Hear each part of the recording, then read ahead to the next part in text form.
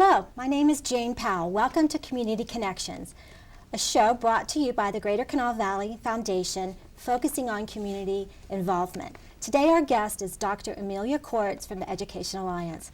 Welcome, Dr. Courts. Good morning, Jane. Thank you. So tell us, what brought you to the Educatoin Alliance? Well, I grew up in West Virginia. I'm a native of Huntington, and basically I've spent the last several years of my life working in education. I'm very passionate about our school system, and I have kids in the West Virginia public school system. And the Educatoin Alliance is a great organization that is committed to improving public schools. So that really attracted me as an opportunity to contribute. Okay, so you're fairly new at the Educatoin Alliance, is that right? This is a new position for you. And so for those of us that are not familiar with the Alliance, tell us a little bit about exactly what you do and how you do it. Sure. The Educatoin Alliance is actually celebrating our 30th year anniversary this year. Great. We were formed in 1983, and we are a nonprofit. And basically our motto is business and community for public education. Mm-hmm. So we try to be the voice of business and community in ways that can support improving public schools and supporting public schools. So being the voice, do you have specific goals that you're aiming to achieve? Or? Sure. I think primarily our vision statement is really about ensuring that every West Virginia student graduates from school ready for college or career. So that's our vision. And our goals are really about supporting that vision in terms of advocacy. So we try to advocate for policy and best practice that helps reach that vision. And then we also have a goal that really supports the local level, sort of a grassroots approach for improving the connection between business and schools. So we provide programs and opportunities to connect businesses and schools in ways that would further that vision. And your office is located here in Charleston, but you are a statewide organization, is that right? That's correct. Okay. We have a long history of connecting businesses and schools across the state.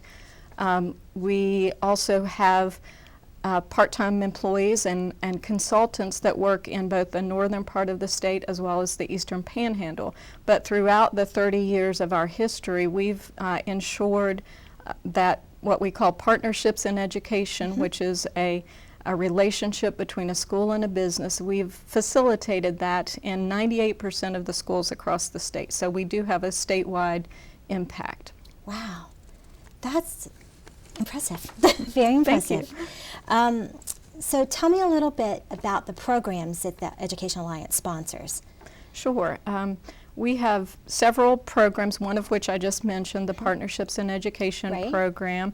We also have an AmeriCorps program, which is a program that's actually funded through federal dollars. We are a grant recipient, and we flow those funds out to different counties across the state, and enabling them to bring in volunteers to work in their schools. And the volunteers do mentoring, they help students, and they build one-on-one relationships with kids to ensure that the kids do better in coming to school, in their academic performance, and also in their relationships with other people. So we have the AmeriCorps program. We also have an innovative program called eMentoring, which is an online program that allows business professionals from any part of the state to be a mentor to a student that is perhaps at risk. And it uses a curriculum, and that curriculum builds that student's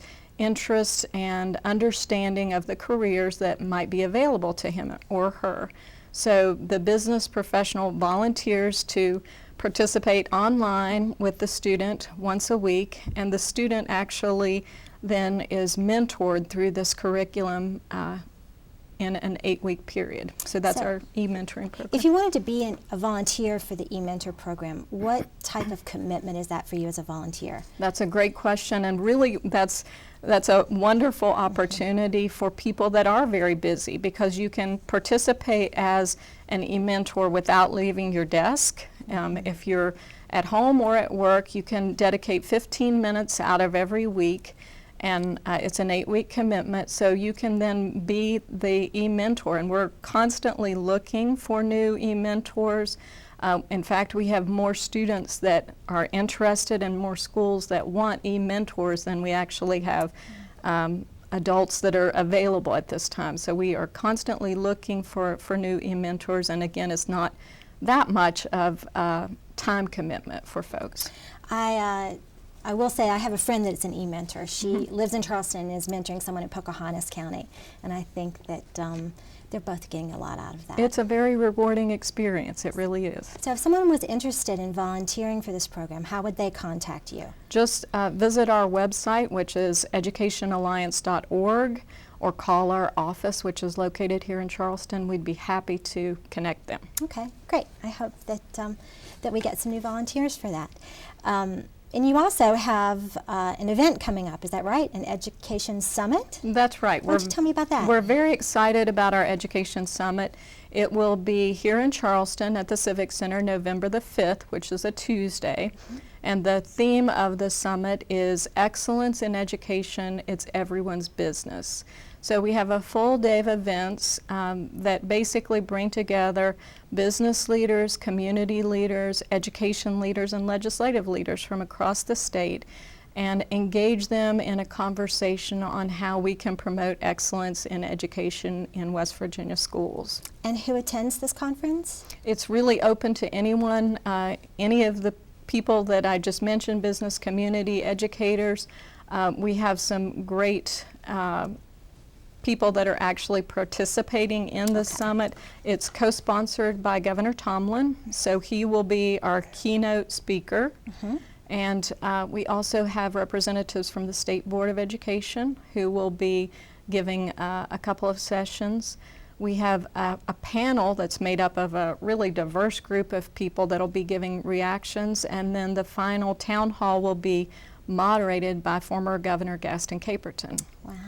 So I believe that we've had the contact information for that on the screen if someone were interested in that. So. And again, we'd really love to have even community members that are interested are welcome to attend this event. I think it's going to be an exciting day and really an interesting conversation with a wide range of people gathered around the table about supporting our schools. Okay, so we've talked a lot about the Education Alliance, what you do, and some of the programs that you're involved in. Why don't you give me a couple success stories? Sure. Well, one story that I would like to share with you is the story of a student, and we'll call him John. Okay. And John was a sophomore in high school, and he was experiencing a lot of issues at school. He had 22 discipline referrals. He was suspended from school for a number of days, and John was connected with an AmeriCorps volunteer, and that volunteer really stressed with John the importance, the life-changing difference that a good education can make. Talked to him about how he could get a job if he had a high school degree, how his whole life would be different if he would stay in school and really take it seriously. So the mentor worked with John 2 to 3 times a week for the entire sophomore year. And then, of course, we do an evaluation of our program, and part of the evaluation tells us numbers of days of attendance and discipline issues and things like that. But then we also get some real positive, just good old-fashioned stories. And so we heard back from John, who's now a junior, and he has had 0 discipline referrals the entire. He's still in school? And he's still in school and coming faithfully. So you can just really get excited from stories like that about how one individual connecting over a period of time with a student that may not really see the big picture yet, but has that human connection and that relationship starts to unfold in that student's life and really make positive difference. Mm-hmm. Wow, so lucky to have that volunteer in that program. That's really wonderful. Good for John. Exactly. That's right.